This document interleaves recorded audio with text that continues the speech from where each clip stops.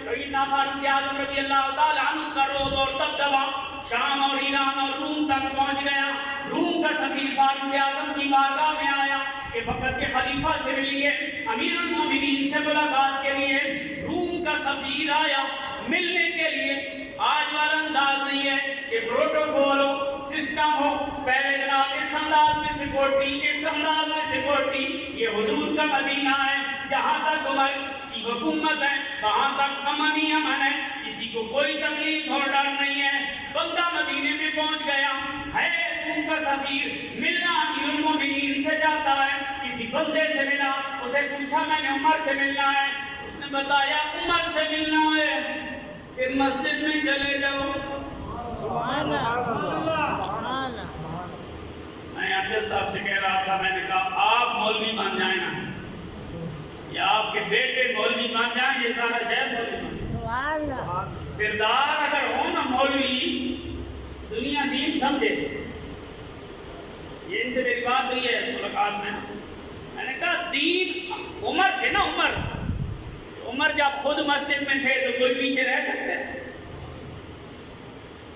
आज तो ये है कि अगर टाइम इमाम आगे पीछे काट दे तो मुक्तदी कहते हैं हटो, तुमने टाइम क्यों चेंज किया? हमारी मर्जी के बगैर टाइम क्यों बदला है? आज तो ये सूरत हाल है ना। लेकिन अगर कोई इस किस्म का बंदा जिसे अल्लाह ने सारी इज्जत अता फरमाई हो, वो अगर दीन की इज्जत हासिल करे, अल्लाह करीम के फजल से दीन का झंडा मिनटों में बुलंद। फारूक आज़म भगत के हाथ में निकाह किधर है? उमर जनाब मस्जिद नबी में होंगे। वो सफीर गए मस्जिद नबी में, वहां जाके देखा भाई उमर फारूक ने लंगोटा कसा हुआ है। मस्जिद के छत की ऊपर मिट्टी लेप करने के लिए उसमें गारे में चल रहे हैं, पानी डाल रहे हैं, चक्कर लगा रहे हैं। सफीर कहने लगा ये उमर, ये अंदाज, कैसर और किसरा वाले मालूम में बैठ के काम पे, और सादगी और आइजी का ये आलम कि मट्टी भी खुद और पानी भी खुद और सारे चक्कर भी खुद, सारा काम खुद कर रहे हैं, कोई गुलाम यहाँ भी पास नहीं। उसने जाके कहा मैं रूम से आया हूँ, क्या काम है बताओ? आपसे मुलाकात करने हैं। मुलाकात के लिए अलग टेबल टांग नहीं होगी, यहीं पे खड़े खड़े होगी। ये है उमर का अंदाज। फारूक आज़म मट्टी से बाहर निकलने के लिए अंदर खड़े खड़े बात की। उसी गारे के अंदर जिस अंदाज में थे, फारूक आज़म मस्जिद के मट्टी भी तैयार कर रहे हैं, ता जमाते पड़े, हमसे सफेद ठीक नहीं होती। 20,000 तनख्वाह लग जाए, हम कहते मैं मस्जिद में झाड़ू दूं, मैं मस्जिद की सफाई करूं। और नादान सोच ये अल्लाह का घर है, ये रब्बुल आलमीन का घर है।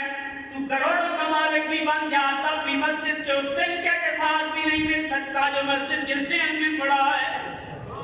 हमें मस्जिद का मकाम जो समझ नहीं आया, मस्जिद की वैल्यू जो समझ नहीं आई, हमने समझा मस्जिद कोई गरीबों का तबका होता है, गरीबों का ही डेरा होता है। वहाँ वही लोग जाते हैं जिनके पास पैसे भी नहीं होते, अकल भी नहीं होती। हमने ये समझा है, हमने समझा ही नहीं मस्जिद अल्लाह का घर है। सैयदना फारूक आज़म खुद मिट्टी तैयार कर रहे हैं। उसने कहा जी बात करनी है, फरमाया करो बात। और कोई टाइम? फरमाया इतना टाइम नहीं है, मैंने मस्जिद के छत पे लेप भी करनी है। अब तो मस्जिदें पक्की हो गई ना, जब लेप होती थी तब भी गरीब औरतों को बुलाया जाता था, मस्जिद की मिट्टी लेप करते। मैंने कहा मिट्टी बनानी भी खुद है, लगानी भी खुद है, इतना वक्त नहीं है, जो बात करनी है यहाँ पे करो। उसने चंद बातें की। चंद बातें करने के बाद उसने एक शीशी निकाली। उसने कहा ये बड़ी आला खुशबू है, हमारे मुल्क के अलावा कहीं से नहीं मिलती, ये आपके लिए स्पेशली गिफ्ट लाया हूँ, ये बहुत आला शय आपके लिए तोहफा है। फारूक आज़म ने उस खुशबू की शीशी को पकड़ा, देखा, ढक्कन खोला, उसी मिट्टी के गारे के अंदर उड़ेल दिया। आपके ध्यान में भी कोई बात आ रही होगी जो सफीर के ध्यान में आई, और ये कोई अकल वाली बात हुई? उसने भी कहा उमर ये कोई अकल वाली बात है? इतनी आला खुशबू मैं लाया और आपने ये वैली जो दी, इतनी कीमती खुशबू मैं लाया और आपने मिट्टी के अंदर मिला दिया। फारूक आज़म रज़ी अल्लाह ताला अन्हु ने फरमाया तुम्हें पता नहीं मैंने सबसे आला जगह पे लगाई है, सबसे आला जगह पे मैंने लगाई है। जिसका ताल्लुक अल्लाह के घर से हो जाए वो आला होती है। तुम्हें पता ही नहीं है ना मस्जिद होती क्या है, मस्जिद का मकाम क्या होता है, मस्जिद का मकाम क्या है, मस्जिद की इज्जत क्या है, मस्जिद का अल्लाह रसूल की बारगाह में क्या प्रोटोकॉल है, हमें पता नहीं है ना।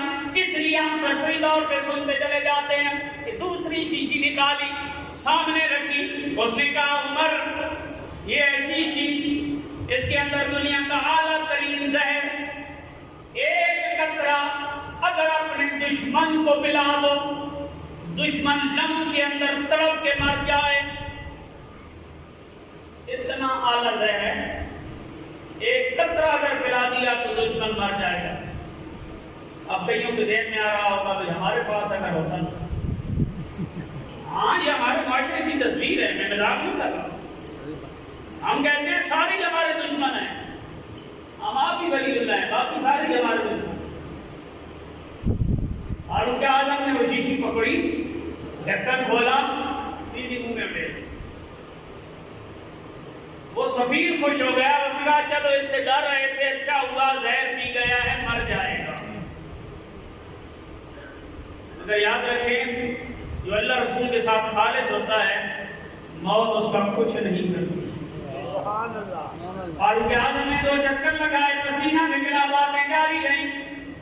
उसने कहा उमर ये क्या किया, ये शीशी इतनी जहरीली थी, अगर कोई एक कतरा पीता मर जाता, तुम पूरी शीशी पी गए, तुम्हें कुछ नहीं हुआ। उमर कहते हैं मैं यही बताना चाहता हूँ मौत जहर से नहीं आती, मौत अल्लाह के